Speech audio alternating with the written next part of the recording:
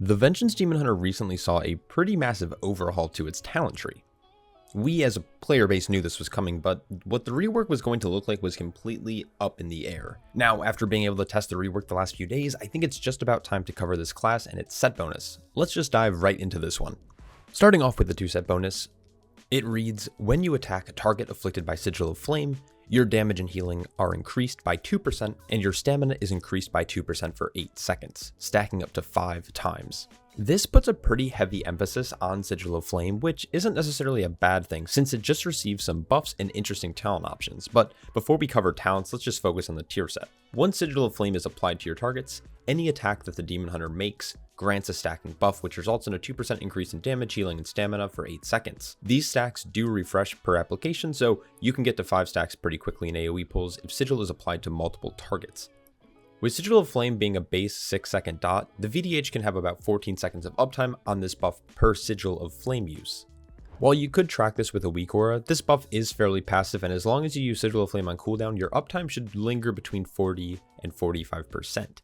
This set's uptime actually gets amped though with the 4 set bonus, so let's take a quick look before looking at talents. This 4 set bonus reads, Sigil of Flame's periodic damage has a chance to flare up, shattering an additional soul fragment from the target and dealing additional damage. Each 40 fury you spend reduces its cooldown by 1 second. This 4 set can actually get pretty wild, especially in Mythic Plus. For my limited testing, it seems that this will add roughly about 7% damage to Sigil of Flame, which seems pretty minor in the grand scheme of things, but the impact it has is actually quite interesting. This additional damage grants additional fragments, allowing for extra healing and bolstered Spirit Bomb damage, since Spirit Bomb's damage is based on the total soul fragments being consumed. On top of that, Spirit Bomb costs 40 Fury, which is what it takes to reduce Sigil of Flame's cooldown by 1 second. Cooldown reduction is always an interesting game design and typically has most players trying to optimize the potential of those cooldowns or powers. In this case, it's possible to get Sigil of Flame down to a 25-second cooldown or so just with the tier set alone, granting additional uptime on the 2 set bonus, which creates a stabilized damage profile due to the multiple interacting buffs and talents. Speaking of which, let's get into what I was testing with and how it was interacting with the tier set. Now, I covered the talent tree rework in this video here. If you missed it, go check it out. Well, after actually you finish watching this, but you'll want to check that out. In that video, I covered pretty much all of the changes and some pathing, and I speculated on what I would believe would complement this tier set. And this is the build that I ended up testing with, outside of a few little changes here and there. Let's start with the class tree. The pathing here is much more fluid and grants the VDH much more options in terms of utility if desired. Since Sigil of Flame was made baseline, there aren't a whole lot of talents that will interact with the tier, besides things like concentrated sigils and precise sigils. Sadly, these are actually both bugged when used in conjunction with a different talent, so for the meantime, I just ended up running Lost in Darkness, which is a total waste of a talent point. Both precise sigils and concentrated sigils cause your sigils to last an extra 2 seconds, which is a massive in terms of uptime on Sigil of Flame, since it's going to grant not only a longer buff on the tier set, but also additional soul fragment generation. It's also great because when you're playing with illuminated sigils, which is in the spec tree, while mobs are affected by Sigil of Flame, you have increased parry chance, allowing for the VDH to face tank more regularly instead of kiting.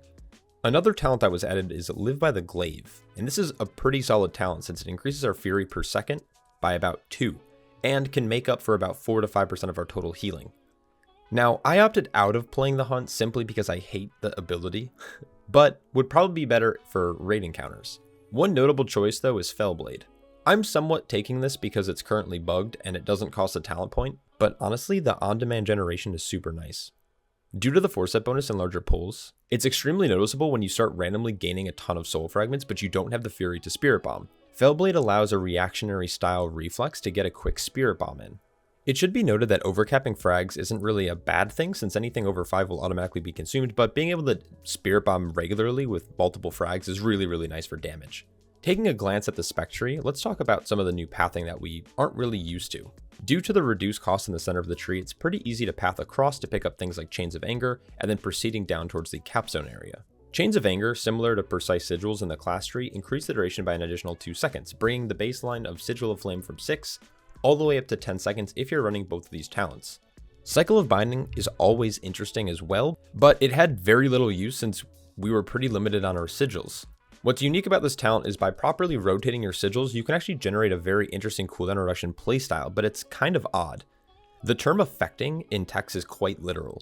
If a mob is affected by the sigil, it's going to reduce other sigils by 3 seconds, which is great in some cases, but on things like a boss fight or mobs that are immune to things like Sigil of Chains or Misery, you actually can't get that additional cooldown reduction, which feels bad, and it creates this very inconsistent flow of sigil use.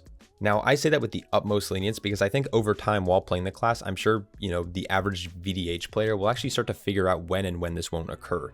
But since I'm new to this talent build, it's really strange in some dungeons and feels jarring when you start using your sigils thinking that you're getting cooldown reduction, and then you don't, and then you're just kind of resource starved and you're, kind of starstruck in a way, and you just don't know what to do. That happened more times than I'd like to admit.